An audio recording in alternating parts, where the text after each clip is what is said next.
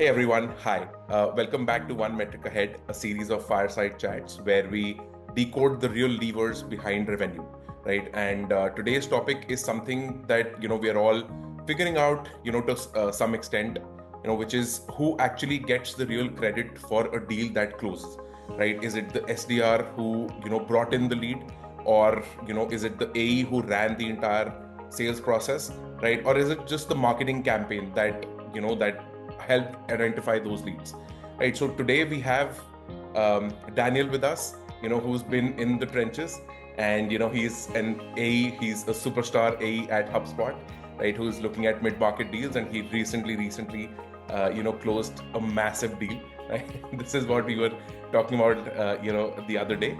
But welcome, Daniel. Really good to have you here. Yeah, I mean, how would you like to introduce yourself and. Yeah, I think you did a great job. So thanks for having me. Happy to be here. Excited for this. Yeah. A little bit about me. I'm Daniel, based in the San Francisco Bay Area in California in the US. Been with HubSpot for almost 4 years now, coming up on my 4-year anniversary. Been in sales for 8, but it's been a wild journey so far. I'm looking forward to more. Awesome. Always a pleasure to meet you, Daniel. Awesome. Thank you so much. So Daniel, I mean, when you see someone looking for a CRM, right?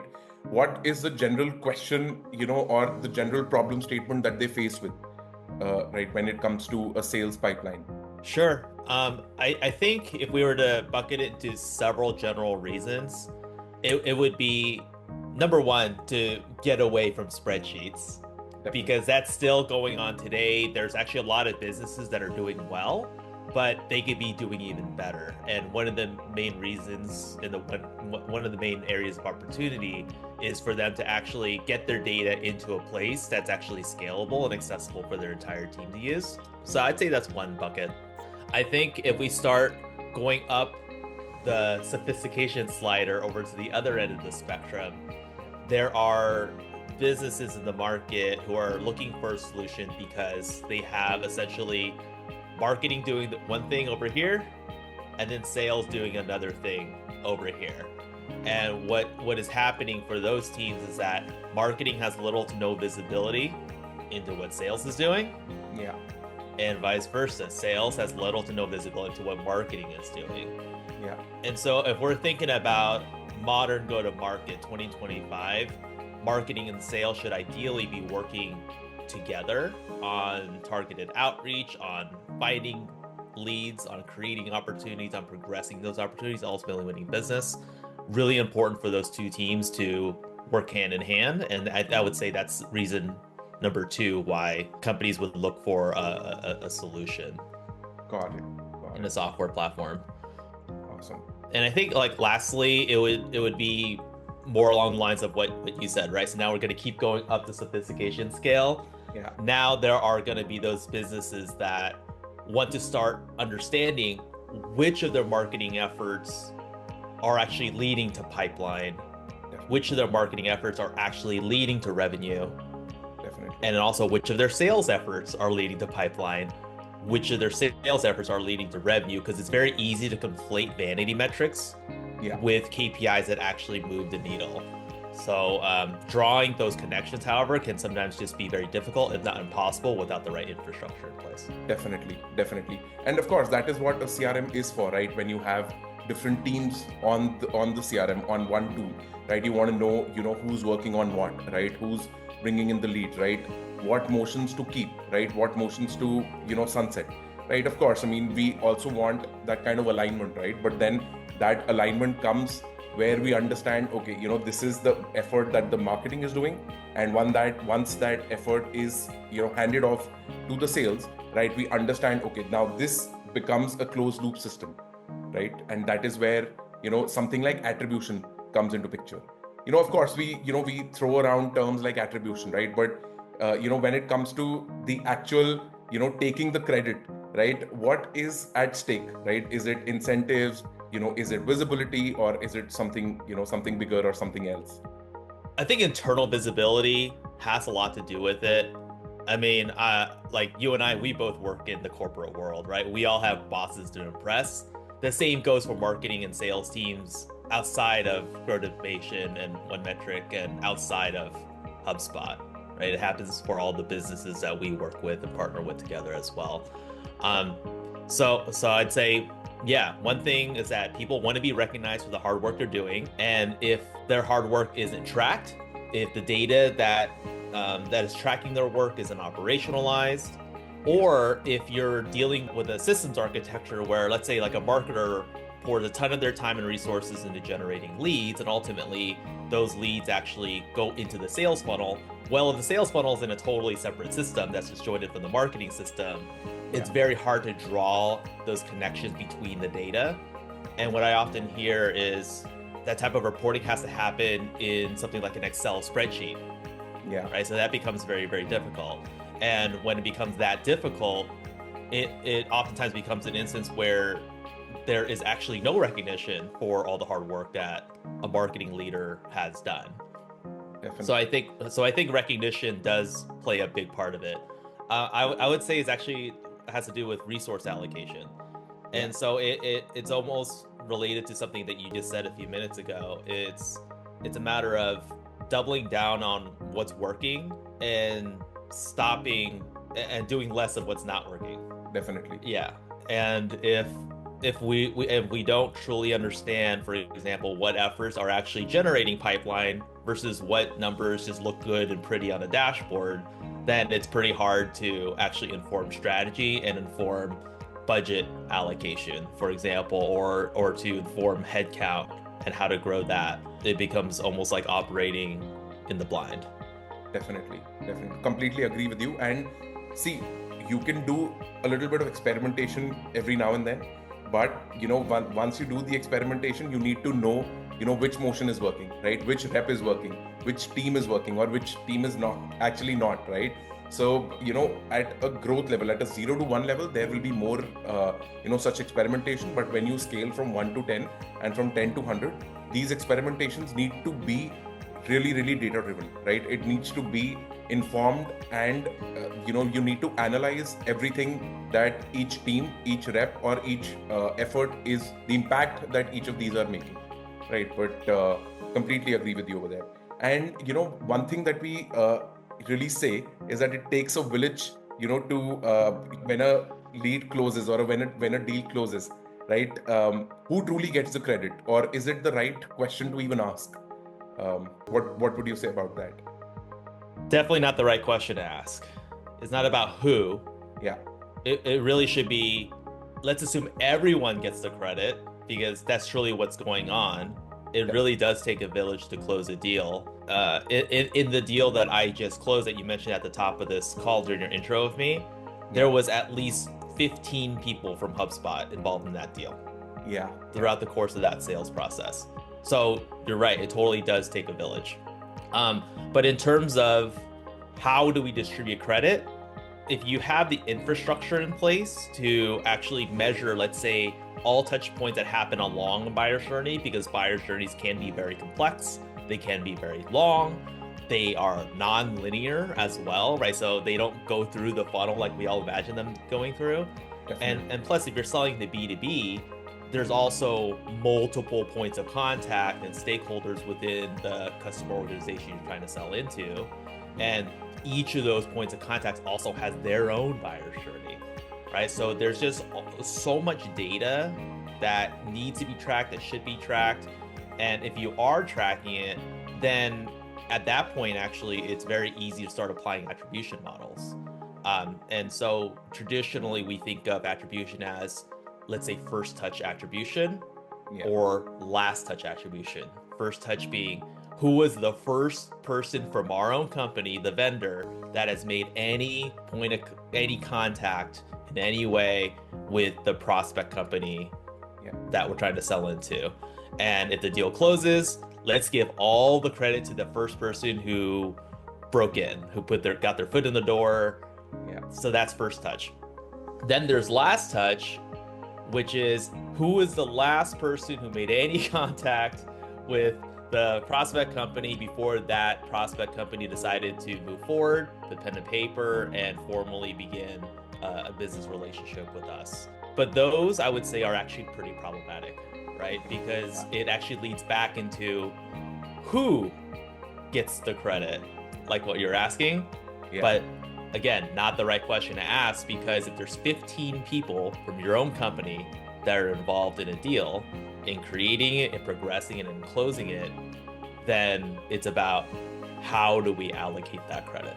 You're right. The models are not linear anymore, right? It's become extremely non-linear, right? You have a lot of touch points, some extremely impactful, some not impactful at all.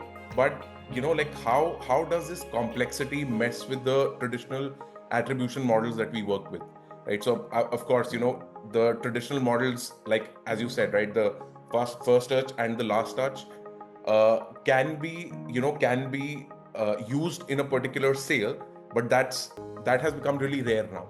Right now it is multiple people, because it's we have moved from just say a subscription model to a subscription plus retainer model, right? How these companies have become much larger, the sales processes have become much larger, the things or the products that you're selling, it's not just one product, right?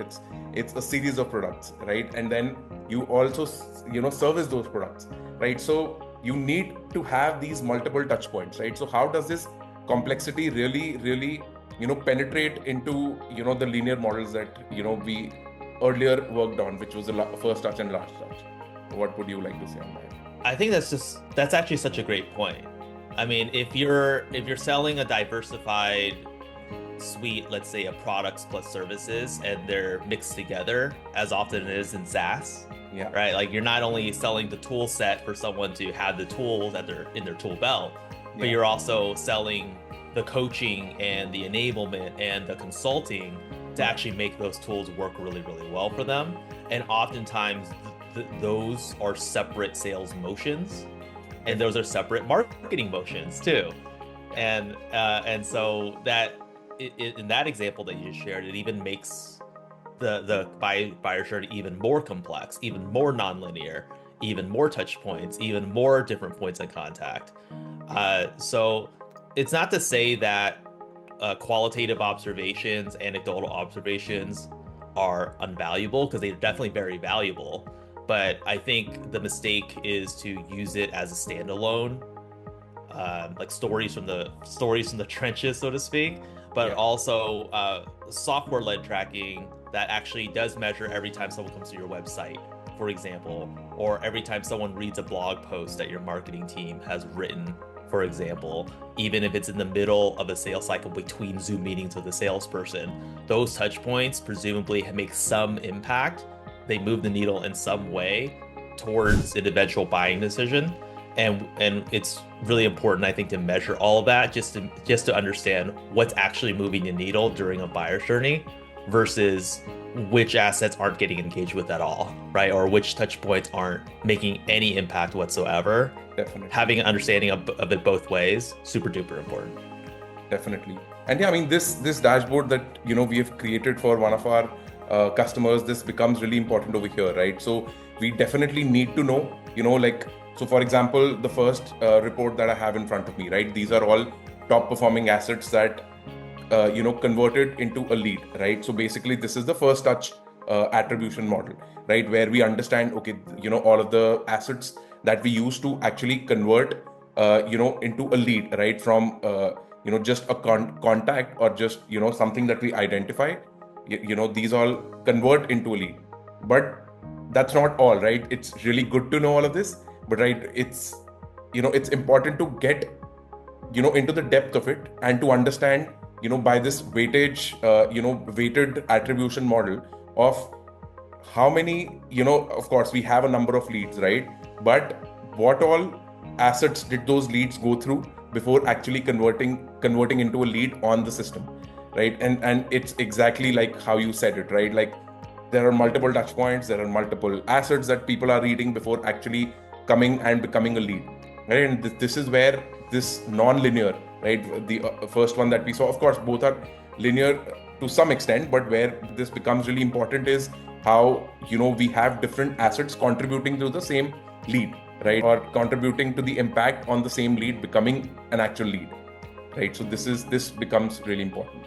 Sure. I think this is actually a really good example. It's like showcasing two different attribution models side by side, but it's they're modeling the same buyer's journey and same data set and same collection of marketing assets that are geared towards lead generation. And so the top one here, like you said, this is essentially a last touch lead contact create attribution model. And so it's attributing credit very heavily to the marketing assets on the left-hand side of this chart, because like you said, these are the last touch points before someone actually converted into a lead. Presumably they filled in a form, they did the CTA, right? They went through that. And so that's why so much credit is given to the left 5 assets here on this bar graph. But if you scroll down, all the little amounts of credit that are given to all the other assets that don't exist in the first chart, this is really important because this is showing that the buyer has gone through these assets at some point. Even though they didn't necessarily convert through them, even though it wasn't necessarily the first time they ever engaged with your brand or your business, they still actually did engage with these at some point. And so applying a linear attribution model to a non-linear buyer's journey, I know we just confuse the heck out of everybody, but a linear attribution model in this case has distributed a weight equally across every touch point in the buyer's journey before a conversion into a lead event. And so that's why you see credit being given to these other assets, because the assets on the bottom here look like they're exactly the same as the assets on the top chart. Definitely. Same, so this same is great. For here, right? Same as, when a lead actually converts into a deal, right? So the final decision making, right? So you have different assets converting a lead into a deal, but over here you are giving, a lot of credit to a lot of assets, right? So, basically earlier we were extremely obsessed with, the first touch and the last touch model. That ecosystem has become a little wider, right? We have to just leave it, right? We have to move beyond that, but we cannot just leave it, right? We have to know which of the assets are really performing really well, but also which are the other assets performing, as well, right? So which of the assets are, there are drivers, right? And then there are conductors, right? So this becomes the driver, and then you have a lot of conductors, who are actually conducting the show behind the scenes and, becoming, helping a lead become a deal, right? So it's become a little complicated, but as long as you have a CRM that can help you build those attribution models, right? It just makes your life easier, right? It makes your team's lives really easier, right? To have visibility over, the efforts, the assets, the people in your team, right? So, that's what your CRM tells you. So I think what's really important to note here is that the assets and the x-axis in both of these reports, these are all marketing assets or sales efforts. And given the different attribution models, weight is applied differently from the top to the bottom. However, the fact that the assets are even in this platform here, which is obviously HubSpot, if you guys can't tell already, but this applies to any CRM system that is capable of multi-touch revenue attribution, and there are several. The assets themselves are actually both created, tracked, and managed within the CRM. That's how these assets are even reflected on the report. Otherwise, if your assets are created elsewhere in a different system that's disjointed, you can fiddle with integrations, but if the systems don't talk to each other very well, then you're going to have to find a way to actually import those assets into your system of record to be able to create a report like this. Definitely. Secondly, what's pretty noteworthy about this is that marketing and sales efforts are on the same report. And so that is also not possible typically if you have marketing efforts and sales efforts disjointed in completely separate platforms. Definitely. And so again, just tying back to what we started talking about in the very beginning of this call, B2B, go to market motions, marketing and sales alignment, one hand talking another, multi-pronged approach, same vision, same goal. Going back to these reports, all these efforts are in one place. And if all the efforts are in one place and all the buyer's journey touch points are tracked in one place, including from lead generation to deal creation to deal close one, then we can start attributing, so to speak, and reports like this become possible. Definitely. Perfect. Right. And now I have a really tricky question for you, right?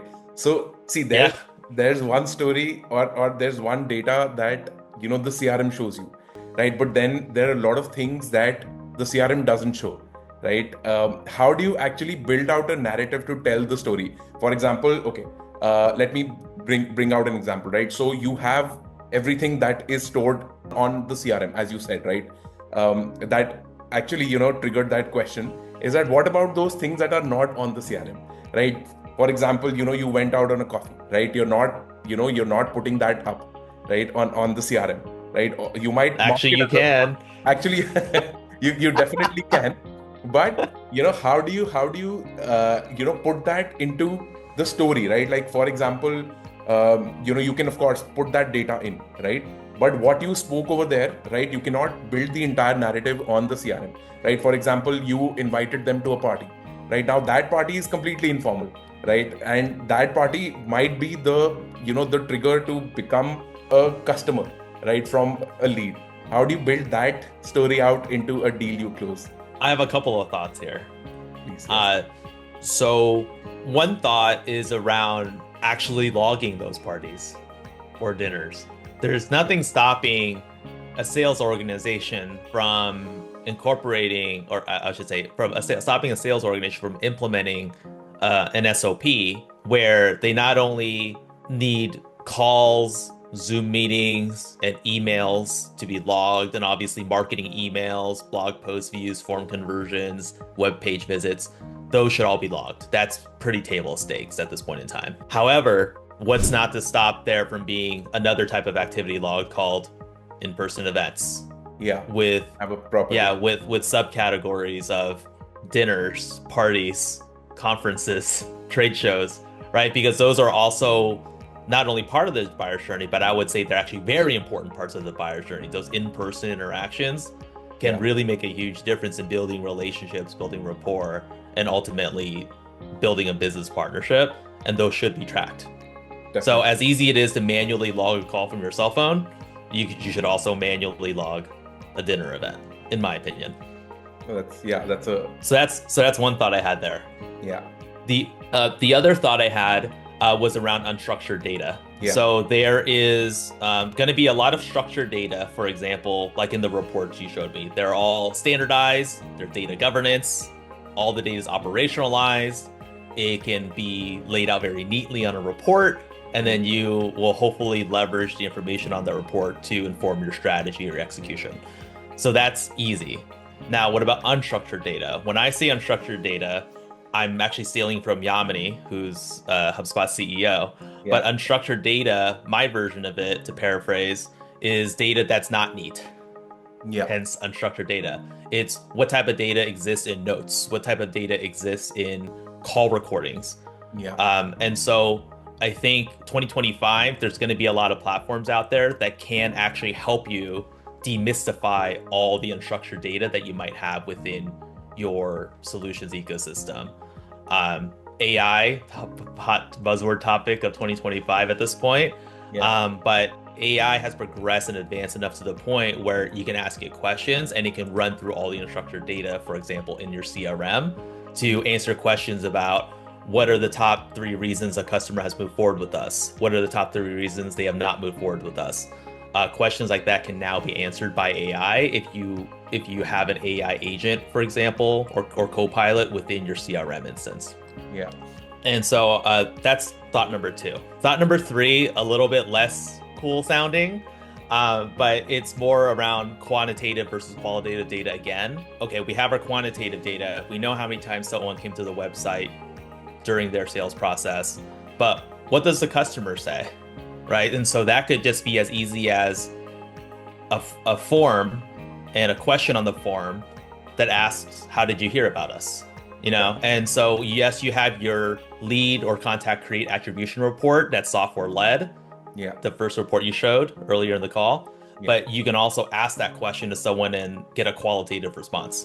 They definitely. might have heard about you from their friend. They Yeah, might have heard about you from the different CEO of a different company. They might have heard about you from a podcast.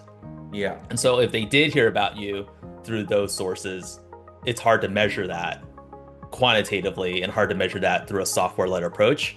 Yeah. So you should still have the software-led approach, but having the self-reported attribution measurements like that could be very beneficial and helpful as well. And if we have AI, we can start analyzing all this response as well. Of course, we have, like that layer of AI can actually bring in the qualitative side of, like efforts and, actually quantify them, right? So you are, completely right about that. And let's see, I mean, it should come sooner than we actually think, right? That kind of attribution also seeps into your regular quantitative, efforts that you can actually measure, right? But yeah, I mean, those are, two really great thoughts that you put forward. And yeah, I mean, I think that's the future, right? That's the future of any attribution model that you build, right? But having said that, brings me to the last question. If you had to redesign, how companies actually attribute efforts, right? Which can be, either tool wise, or how you said, you're measuring the qualitative side of it through, some kind of an AI layer built on top of your CRM. How would you redesign it, and how would you, like penetrate that into the company from day one? How would you do that? So I think it starts with the basics. Yeah. It starts with marketing and sales alignment outside of technology. Like, let's pretend there's no marketing and no sales technology, there's no software platforms. Yeah. Let's pretend we're all just operating without any tools. Even if we were, Yeah. marketing and sales still needs to be in alignment. Definitely. They need to have, in my opinion only, unified North Star metrics. We can't have marketing working towards one set of KPIs and sales working towards another set of KPIs, and that those aren't aligned. Yeah.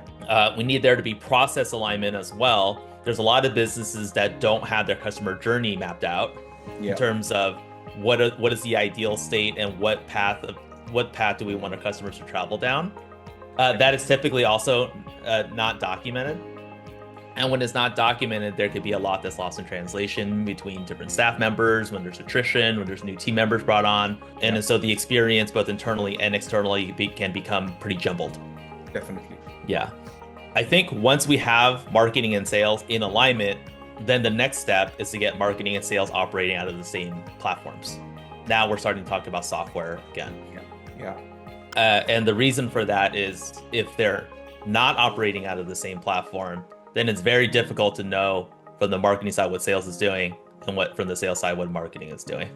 Definitely. It is also difficult to have data unified in the same system, because if marketing is taking certain actions and sales taking certain actions, well, those actions are typically logged in their respective systems. Again, if those systems are separate, they're not in the same place. True. Then thirdly, you just have to have the right tools in the tool belt to be able to create reports without taking an entire afternoon pulling your hair out, stitching together things in Excel for 4 hours, right? Yeah. And so a lot of the reports that you showed, those were generated probably within what you would say like 5-10 minutes. And yeah, more, but a little bit more, but like not a ton, right? Yeah, true. Yeah, okay. I was taking a blind guess there, but what's really nice about that is that when you have those reports, you can start applying different attribution models. Yeah. So it's not, in my opinion, not a matter of leaving behind first and last such attribution, but it's still having that, but also applying different attribution models like linear attribution or even WJ-shaped attribution, for example, full path, to just understand like different, like how credit can be distributed differently based on what attribution models you apply to the same set of data. And the really nice thing about these reports is that they're dynamic. They're updated constantly in real time. And so it's not, okay, now it's time for another Friday afternoon session, 4 to 6 hours of rebuilding all these reports in Excel again. It's, hey, as we continue building assets, as we continue tracking the efficacy of those assets, as we continue automatically logging touch points on the buyer's journey, then these attribution reports will just constantly get updated in real time. And ultimately, the goal is to just inform everybody. It's to inform what is working, what is not, what should we do less of, and what should we do more of, and what should we put more money and more time and more resources towards. And that's ultimately the goal here. Definitely. That actually summarizes the entire conversation that we have, right? Like attribution is beyond just tools, right? It's a culture that you have to build into your company, right? You have to have your sales and marketing team working together. And today it's not just the sales and marketing team, right? Customer success is as important, right? Because you need to upsell and cross sell with the customer success team, right? You need What a great point. exactly, right? So Yeah. you need them to be on top of everything, right? They will also give triggers, and they will also send signals to the marketing and the sales team, right? To bring Yeah. that out. And if you don't have that culture, all attribution goes out of the window, right? So true, right? So once you have the culture, you need to bring in that CRM. Once you bring in that CRM, you need to, you have your data all cleaned up. It needs to be really, really structured, right? Also, not just structured, right? You need to have that kind of reporting abilities, right? I mean, thankfully, we are talking about HubSpot, which already does have that reporting. But at the end, right, which you very rightly said, you need to inform everybody, right? You need to have everybody on the same page. Okay, this is working, this is not, right? This team is working, this team is not, or this team is. So see, it's not that the team doesn't work, it's just that the direction that they take, that direction might not get the kind of impact that the other direction might be getting, right? So you need to have the entire team informed. And yeah, I mean, as long as you have that in your company, you have everybody on the same page, it'll take your revenue through the roof, right? And that's how you build your company, you scale your company, right? Building companies is not an issue today, right? Launching companies, launching as motions is not a problem. How do you scale them, right? Scale becomes a problem after a while, right? And this is you're completely correct, where you need to have all of this together to bring out that scale, right? Efficiently and effectively. So yeah, I mean, thanks a lot, Daniel. I mean, all of your points were really helpful, right? And we are sure that anybody who's listening to this will really be able to take something out of it, right? And if they actually implement some of what we spoke about, scaling, as I told you, right? Scaling growth will become a little easier, right? So thank you so much, Daniel. It was a pleasure having you here. And yeah, I mean, always a pleasure speaking to you. We'll talk to you soon. Right? Thanks so much for having me. This is really fun. Thank you. True.